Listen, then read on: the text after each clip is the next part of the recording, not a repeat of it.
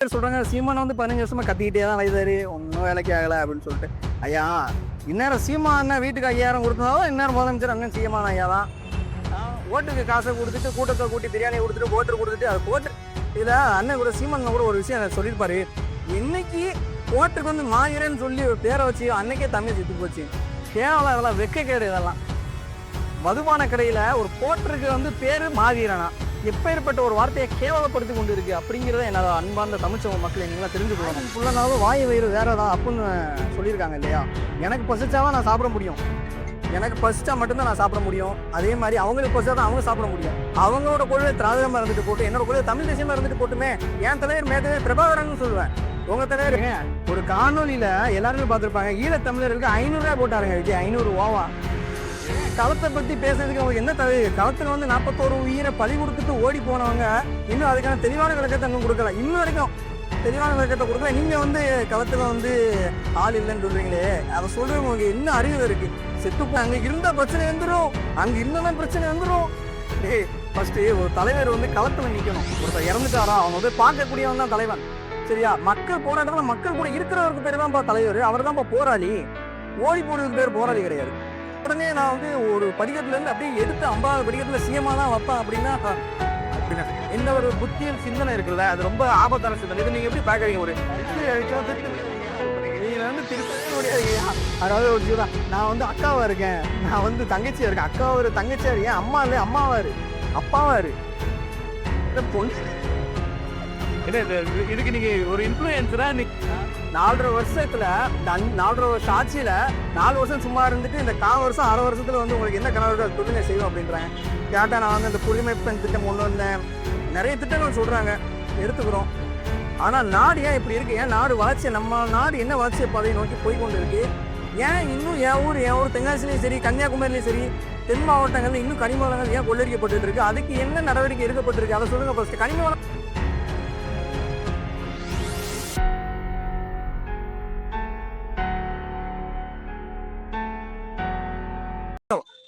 வணக்கம். Instagram celebrity to Tamil தேசியவாதி, இந்த பயணம் எப்படி ஆரம்பிச்சது? இன்ஸ்டாகிராமில் அவ்வளோ ஃபாலோவர்ஸ் இருக்காங்க, உங்களை தாண்டி நீங்கள் நிறைய கருத்து ரீதியாக சொல்றீங்க, நிறைய லவ் ஃபெயிலியர் பர்சல் மாஸ் ரீதியாக தேர்தல் ஒரு ஆளாக இருக்கீங்க. அதுல இருந்து தமிழ் தேச பாதை உங்களை எது ஆரம்பிச்சுட்டு வந்தது? தாய் தமிழ் உறவுகள் அனைவருக்கும் வணக்கம். என் பேர் சூர்யா. நிறைய பேர் இன்ஸ்டாகிராம் ஃபேஸ்புக்கில் வந்து பார்த்துருக்க வாய்ப்பு இருக்குது.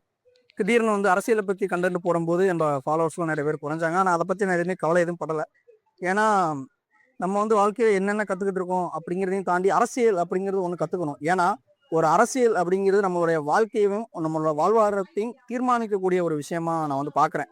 அப்படிங்கிற பட்சத்தில் வந்து திராவிடம் தமிழ் தேசியம் அப்படின்னு ஒரு 2 இருக்குது நம்ம தமிழ்நாட்டில். ஸோ நம்ம வந்து திராவிடத்தை பின்பற்றலாமே, ஏன் தமிழ் தேசியம்னு ஒன்று வருது. அந்த தமிழ் தேசியம்னா என்ன அப்படிங்கிறத தாண்டி திராவிடத்துக்கு தான் நம்ம வந்து சப்போர்ட் பண்ணலாம் அப்படின்னு சொல்லிட்டு திராவிடத்தை பற்றி எடுக்கும்போது தான் தெரிஞ்சிச்சு. திராவிடத்தில் வந்து என்ன பார்த்தீங்கன்னா முக்கியமான ஒரு பெரும் கடப்பாறை யாருன்னா ஈவேரா பெரியசாமி. பெரியாரை வந்து நம்ம எடுத்துக்கிறோம். அவர் வந்து பெண்ணியம், சமத்துவம், ஜாதி ஒழிப்பு எல்லாத்தையும் பற்றி பேசியிருக்காரு. ஆனால் அவர் மட்டும்தான் பேசியிருக்காரு அப்படிங்கிற ஒன்று இன்றைய திமுகவில் வந்து பேசுபவருக்கு பேசிட்டு தான் இருக்காங்க. ஏன் அவரும் சேர்ந்து தான் பேசினாரு அப்படிங்கிறத வந்து ஏன் பேச மாட்டேங்கிறாங்க? சரி, அப்படியே நம்ம நாம் தமிழர் கட்சியில் வந்து தமிழ் தேசியம்னு ஒன்று இருக்குது. அந்த தமிழ் தேசியத்தை அவங்க வந்து கொள்கை கோட்பாடை எடுத்து முன்னெடுத்தி அண்ணன் செந்தமன் சீமான் அவர்கள் கொண்டு போயிட்டு இருக்காங்க. சரி, இதை பற்றி நம்ம பேசலாமே அப்படின்னு சொல்லிட்டு நாம் தமிழர் கட்சி அதில் வந்து நான் ஜாயின் பண்ணேன். எனக்கு என்னன்னா நம்மளோட இனத்தலைவர் யார் முதல்ல அப்படிங்கிறதே நமக்கு தெரியாது.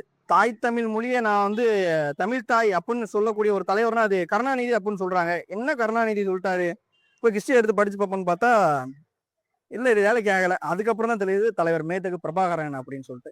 இன்று நான் மட்டும் இல்லை, பல்வேறு இளைஞர்களுக்கு தமிழ் தேசிய தலைவர் யார் அப்படின்னு கேட்டாங்கன்னா அது தலைவர் மேதகு பிரபாகரன் அப்படிங்கிறது மட்டும்தான் இன்னும் கேட்டுட்டு இருக்கு. ஏன் அப்படின்னா 23 ஆண்டுகள் சேர்ந்து ஒரு தலைவனை எதிர்த்திருக்கு அப்படின்னா அது வந்து எதிரியால கூட கொல்ல முடியாத அளவு துரோகத்தால மட்டுமே வீழ்த்தக்கூடிய தலைவர் நமது மேதகு பிரபாகரன். ஏன்னா பயம், பிரபாகரன் அப்படிங்கிற ஒரு பேரை சொன்னாலே பயம். அப்படிப்பட்ட ஒரு தலைவரை நமது கொள்கை தலைவரை வச்சிருக்கக்கூடிய நாம் தமிழர் கட்சியில வந்து நம்ம பயணிக்கலாமே அப்படின்னு சொல்லிட்டு ஒன்று வந்துச்சு.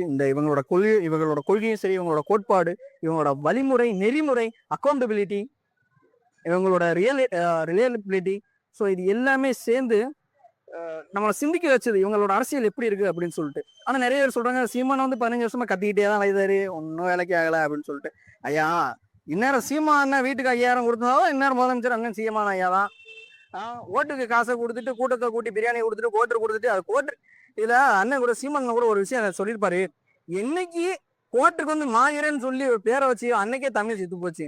கேவலம், இதெல்லாம் வெக்கக்கேடு. இதெல்லாம் மதுபான கடையில ஒரு கோட்டருக்கு வந்து பேரு மாவீரனா எப்பேற்பட்ட ஒரு வார்த்தையை கேவலப்படுத்தி கொண்டு இருக்கு அப்படிங்கிறத என்னோட அன்பார்ந்த தமிழ் சமூக மக்களை நீங்களா தெரிஞ்சு கொள்ளணும்.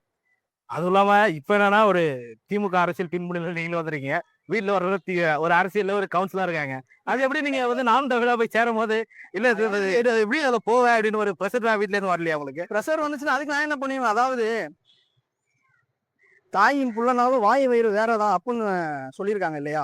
எனக்கு பசிச்சாதான் நான் சாப்பிட முடியும். எனக்கு பசிச்சா மட்டும்தான் நான் சாப்பிட முடியும். அதே மாதிரி அவங்களுக்கு பசிச்சாதான் அவங்க சாப்பிட முடியும். அவங்களோட கொள்கை திராவிடமா இருந்துட்டு போட்டு என்னோட கொள்கை தமிழ் தேசியமா இருந்துட்டு போட்டுமே. என் தலைவர் மேதவே பிரபாகரன் சொல்லுவேன். உங்க தலைவர் யார சொல்லுவீங்க? மேதவே பிரபாகரன் தான். உங்க தலைவர் மேதவே பிரபாகரன் சொல்லுவாங்க. ஆனா திராவிட தலைமை என்ன சொல்லுவாங்க? கருணாநிதிமா பெரியப்பாங்க. நாங்க காடி துப்பிட்டு போயிடுவோம். இப்ப பாத்தீங்கன்னா விஜய் வந்து தொடர்ச்சியா வந்து நாங்க களத்துல இல்லாத பாத்தீங்கன்னா பேசுறதே இல்ல, களத்துல இருக்கவங்க பத்தி தான் பேசுறது அப்படின்னு போயிட்டு என்ன களத்துல என்னங்களா? ஏங்க ஒரு காணொலியில எல்லாருமே பார்த்திருப்பாங்க. ஈழத்தமிழர்களுக்கு 500 ரூபாய் போட்டாருங்க விஜய். 500 ரூபாவா? களத்தை பத்தி பேசுறதுக்கு அவங்களுக்கு என்ன தகுதி? களத்துல வந்து 41 உயிரை பலி கொடுத்துட்டு ஓடி போனவங்க இன்னும் அதுக்கான தெளிவான விளக்கத்தை இன்னும் கொடுக்கல. இன்னும் வரைக்கும் தெளிவான விளக்கத்தை கொடுக்கல. நீங்க வந்து களத்துல வந்து ஆள் இல்லைன்னு சொல்றீங்களே, அதை சொல்றவங்க உங்களுக்கு என்ன அறிவு இருக்கு? செத்து போன குடும்பத்தை ஃபேமிலி ரெசார்ட்ல வச்சு பேசுன நீங்க எல்லாம் அரசியல் பேசலாமா? என்ன தகுதி இருக்கு முதல்ல உங்களுக்கு சொல்லுங்க.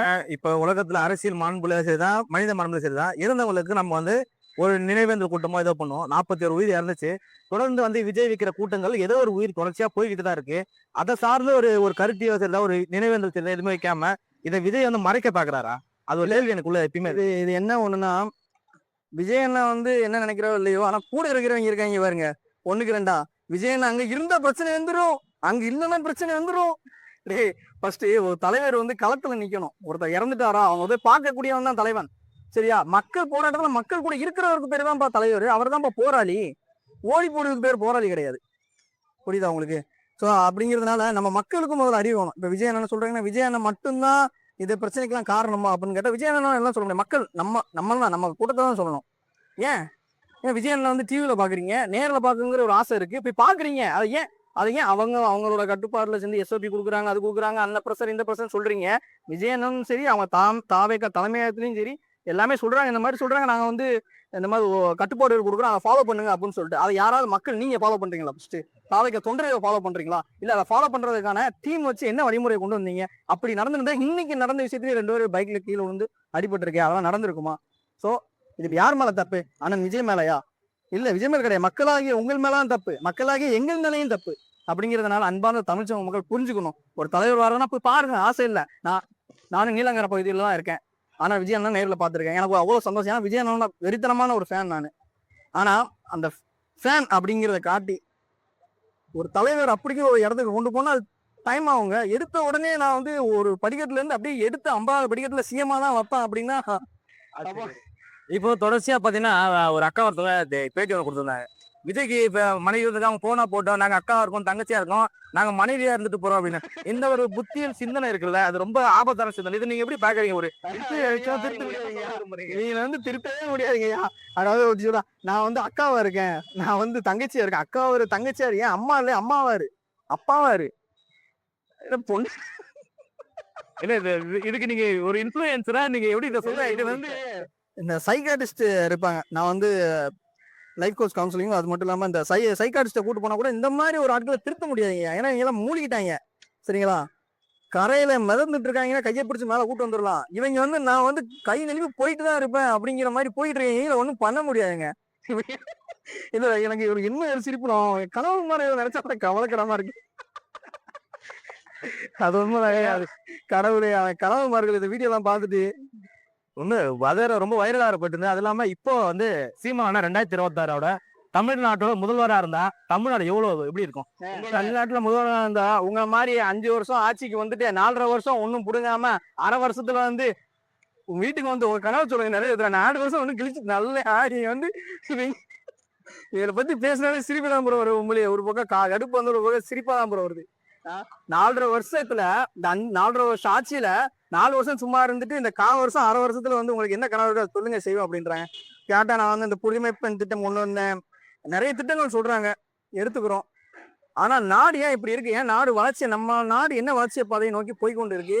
ஏன் இன்னும் என் ஊர் தென்காசிலையும் சரி, கன்னியாகுமரியிலையும் சரி, தென் மாவட்டங்கள்ல இன்னும் கனிம வளங்கள் ஏன் கொள்ளடிக்கப்பட்டு இருக்கு? அதுக்கு என்ன நடவடிக்கை எடுக்கப்பட்டிருக்கு? அதை சொல்லுங்க ஃபர்ஸ்ட். கனிம வளமே, அதாவது அண்ணன் சீமான் அண்ணன் ஒரு காணொலியில் சொல்லியிருப்பாரு, இந்த சாஃப்ட்வேர் கம்பெனியில் வேலை பார்க்குறேன், நீங்க சாப்பிட்டு போய் தான் நான் வேலை பார்க்குறேன் அப்படின்னு. அப்பனா சாப்பாடு அப்படிங்கிறது தேவையான ஒண்ணு. அப்ப அந்த சாப்பாடுன்னு ஒண்ணு இல்ல, ஒரு அரிசி, ஒரு விவசாயம்னு ஒண்ணு இல்லைன்னா நீ என்னத்துக்கு மண்ணில் தின்னுட்டு இருப்பியா? அப்பனா இனிமேல் சாப்பிடாத, நீங்க எவனும் சாப்பிடாத. இதை பத்தி பேசுறேன், எவனுமே சாப்பிடாத, சரியா? இப்போ நான் வந்து ஒரு தனியார் கம்பெனில நான் ஒர்க் பண்ணிட்டு இருக்கேன், தனியார் நிறுவனத்துல நான் இப்ப வேலை பார்த்து கொண்டு இருக்கேன். அதுக்காக நீங்க வந்து அந்த வேலையை விட்டு வர முடியுமா அப்படின்னு என்னை பார்த்து ஒரு கேள்வி கேட்டேன். என்னால வேலையை விட்டு வர முடியலனாலும் எனக்கான ஒரு நியாயத்தை அந்த அடிப்படையில இருக்கிறவங்களுக்கு என்னால பேச முடியும். அவங்களுக்கான ஒரு நியாயம் இருக்கு, அவங்களுக்காக எழுப்பி என்னால குரல் கொடுக்க முடியும், அவங்க பக்கத்துல போய் என்னால நிக்க முடியும். ஐயா இந்த அணில் கொஞ்ச நாள் அடிக்கடி போலீஸ்காரன் கையில கடிக்கிறாங்க. இந்த மாதிரி இன்னைக்கு வந்து போலீஸ் அதை தள்ளி விட்டு அவர் மேல எழுச்சி முடிச்சு போன காலையில பார்க்க முடியுது. அது மாதிரி உங்ககிட்ட ஏதோ வாரன்னு சொல்லிட்டு உங்களை ஏதாவது கடிக்க வந்தாங்களா? இல்ல, ஆக்சுவலி அந்த வீடியோ ஏதாவது ஒண்ணு போட்டோம்னா அந்த வீடியோ கீழே வந்து என் செத்து போன தாத்தால இருந்து சாக போற தாத்தா வரைக்கும் கிளின்னு கிளிப்பாங்க, அசிங்கமா பேசுவாங்க. அப்போ அந்த அவங்க ஃபேமிலி ஆளுக்கு அவங்க ஃப்ரெண்ட் எல்லாம் எப்படி போற அந்த கமெண்ட்ஸ் எல்லாம் போய் எடுத்து பார்த்தா தெரியும். முக்காசி எல்லாம் டிவிக்கே அந்த பிளாகை போட்டு அசிங்கமான பேட் வேர்ட்ஸ் யூஸ் பண்ணி அப்பதான் தெரியும் அந்த கட்சியோட கொள்கைனா என்ன அப்படிங்கிறத நீங்க கமெண்ட்ஸ்ல போய் பார்க்கலாம். இதை வேற நிறைய பேர் ஒன்றும் பேசாதீங்க, அன்ஃபாலோ பண்ணிட்டு போயிருங்க அப்படிம்பாங்க. நீங்க ஃபாலோ பண்ணிட்டு போனாலும் அன்ஃபாலோ பண்ணிட்டு போனாலும் எனக்கு ஒன்றும் பிரச்சனை கிடையாது. மக்கள் பாக்குறாங்க வீடியோ, அது போய் நான் பாக்குறது வேணும். மக்கள்கிட்ட ஒரு நல்ல கருத்தையும் நல்ல ஒரு சித்தாந்தத்தையும் நல்லா நம்மளோட தமிழ் தேசியத்தையும் நம்ம தலைவர் பிரபாகரடா நம்ம தமிழ் ஈழத்துக்காக நம்ம மக்களுக்காகவும் போராடின கடைசி வரைக்கும் போராடி கொண்டு இருக்க இந்த தலைவருக்கும் அந்த தலைவருக்கும் சேர்த்து நம்ம கொண்டு போய் கடத்தி அடுத்த தலைமுறைக்கு கொண்டு போய் சேர்க்கிறோம் அப்படிங்கிறத நான் கான்ஃபிடென்ட்டா இருக்கேன். கொண்டு போய் சேர்க்கவும் செய்வேன். நன்றி புதர்.